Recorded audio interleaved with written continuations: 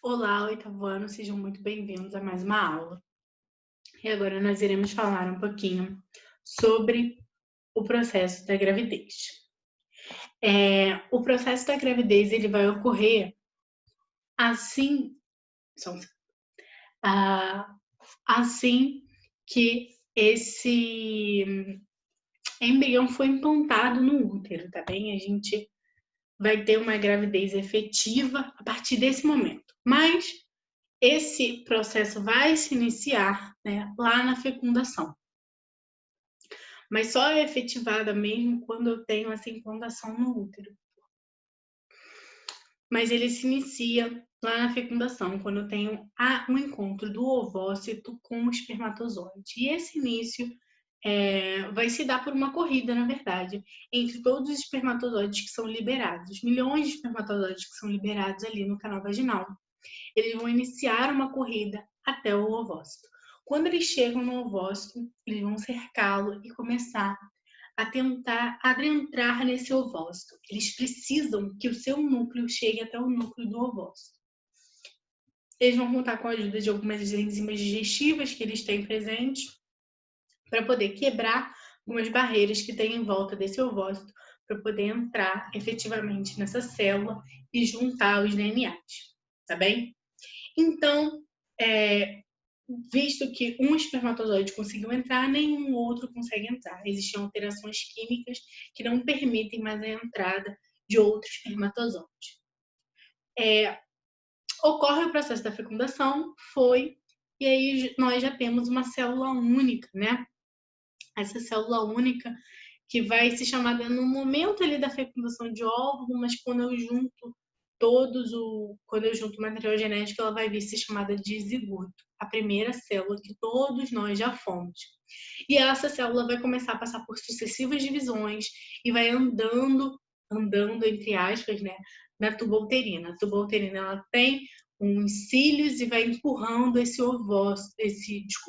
zigoto já para a direção do útero. Quando ele chega ali no útero, ele vai sofrer um processo de nidação. Esse processo de nidação é a implantação desse embrião no útero. E aí, a partir desse momento da implantação, esse embrião começa a ser nutrido pelo corpo do seu genitor, né? Daquele corpo que ele vai estar tirando esses nutrientes. Lembrando que a parede do endométrio, ela está espessa, ela está super irrigada com vasos sanguíneos para poder nutrir esse embrião. E aí nós temos o desenvolvimento desse embrião, que depois vira posteriormente o feto, tá bem?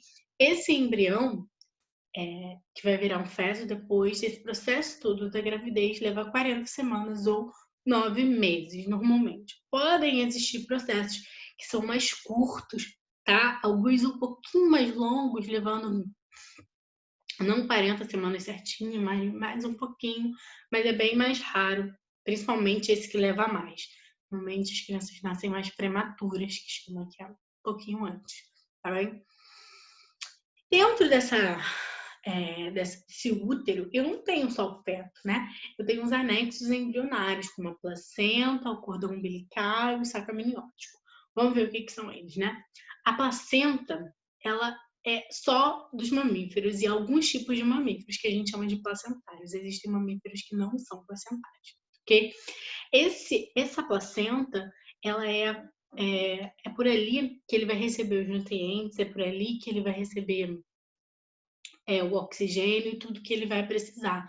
Esse endométrio vai se juntar e vai formar uma outra coisa que a gente chama de placenta, tá bem? É por ali que, que entram e saem as substâncias e tudo que pode prejudicar o feto, tudo que pode prejudicar aquele futuro bebê, ele vai ficar retido naquela placenta também. Então, ela é como se fosse uma barreira protetora. O cordão umbilical é o que vai ligar o, o feto com essa placenta. Ele que vai fazer esse transporte do oxigênio, vai levar as excretas do bebê, vai trazer oxigênio, vai trazer nutrientes para aquele feto que está ali dentro. E o saco amniótico. O saco amniótico é uma estrutura que tem o líquido amniótico que serve para amortecer aquele indivíduo, serve para manter não só a temperatura, mas também para amortecer, eu digo de choques, de bater, tá bem? Esses choques mecânicos, quem vai amortecer é o saco amniótico. E também vai proteger esse bebezinho de ficar com atrito com as outras partes do útero, tá bom? Esse atrito pode ser muito perigoso na hora de desenvolvimento, então ele vai lubrificar aquele ambiente também, onde daquele indivíduo. Lembrando que não existe uma respiração nasal enquanto você é um feto, então o oxigênio entra pelo cordão umbilical, tá bem? O desenvolvimento do bebê. Esse desenvolvimento ele vai ser dividido em 2 períodos. O período embrionário, que é até os 2 meses, terceiro mês, já começa esse período fetal. Então, período embrionário. Até 2 meses, final dos 2 meses, ele é um embrião, tá? Onde tem o início do desenvolvimento de algumas características, o início do desenvolvimento de um sistema nervoso, de um sistema cardiovascular, tá bem? Estudo bem rudimentar. E depois eu tenho um período fetal que vai durar até o final desse processo da gravidez. Na gestação, a gestante só precisa passar por alguns processos de pré-natal, como a gente chama. Esses processos de pré-natal servem para verificar não só a saúde dela, mas também a do feto que está ali dentro. Saber se ele está com peso ideal, com tamanho ideal, as vitaminas que essa mulher tem que tomar, porque são necessárias, manter uma boa alimentação e tudo isso, tá bem? E aí, no processo do nascimento, né? No processo do parto. Esse processo a gente tem naturalmente envolvido um hormônio chamado ocitocina, nós já conversamos sobre ele. Ele vai realizar as contrações intrauterinas para que esse feto seja expulso. Além disso, né, tem toda a dilatação do colo do útero para passar esse feto. Isso é muito importante. Eu não sei se tem aqui na outra imagem. Deixa eu voltar. O feto, quando vai se aproximando o momento do nascimento, ele tem que virar, a sua cabeça tem que ficar voltada para a saída ali do útero, para que ele saia de maneira tranquila, tá bem? Então, o natural é que saia primeiro a cabeça, depois o resto do corpo. Isso no parto normal. E a gente vai ver a diferença entre esses 2 partos. Parto normal ou natural ou parto cesariano. O parto normal é aquele que sai pela vagina da mulher, onde está o útero e sai ali pela vagina, tá bem? É um parto que o feto precisa estar virado, precisa estar saudável, o indivíduo que está ali precisa ter uma dilatação para que esse parto seja normal, tá bem? Ou natural, né?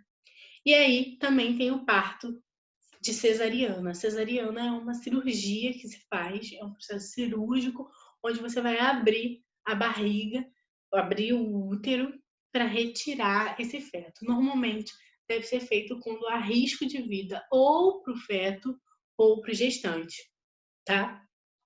E aí, nesse momento, quando você retira o feto, você precisa fazer todos os procedimentos cirúrgicos, né, com muito cuidado para que não ocorra uma infecção. Uma outra coisa que é super importante que está aí no livro de vocês é o processo da amamentação. O processo da amamentação não serve só para dar nutrientes ao novo indivíduo, né?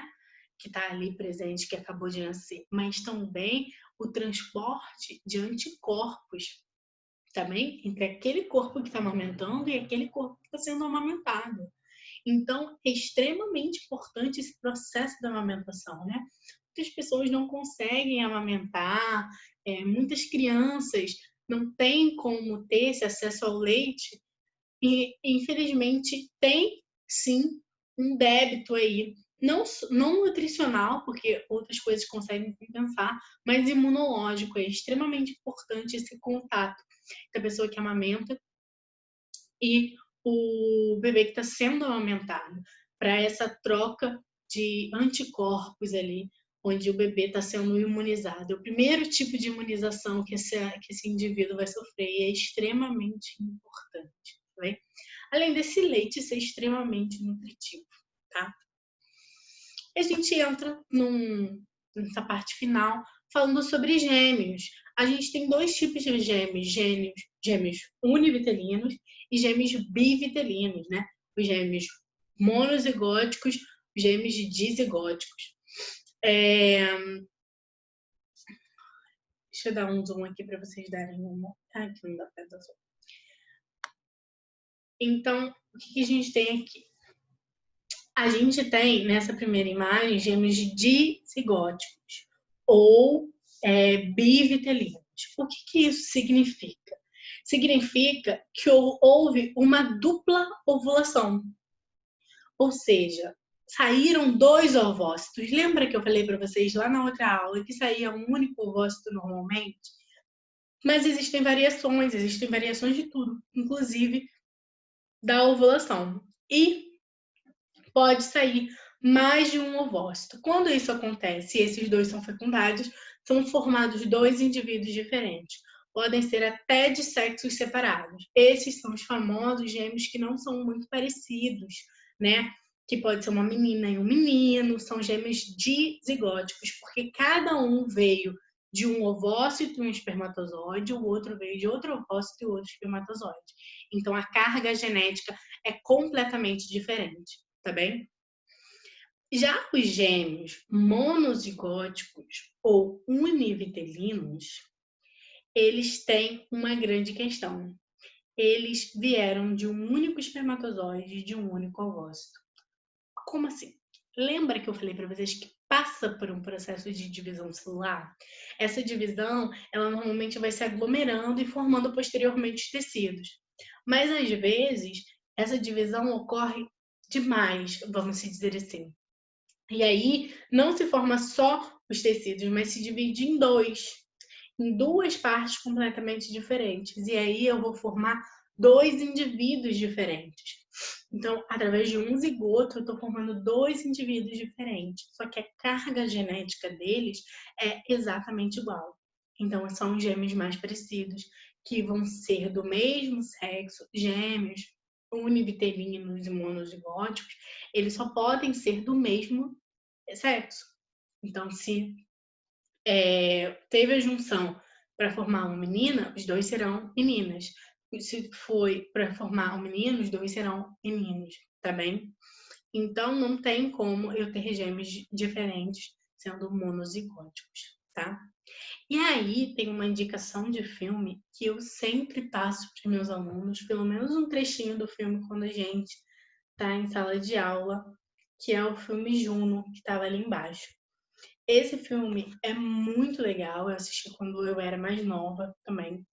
E ele fala um pouquinho sobre o processo de gravidez na adolescência, as dificuldades, o que se enfrenta, né? Pensando nesse processo de gravidez na adolescência, por que é tão importante a gente trabalhar essas aulas sobre gravidez, sobre métodos contraceptivos, sobre DSTs com jovens e adolescentes e pré-adolescentes, que são o caso de vocês, para que a gente não tenha questões como essas no futuro. Esse filme é muito interessante para vocês assistirem. Ela é uma jovem de 16 anos e ela engravida ainda no colégio.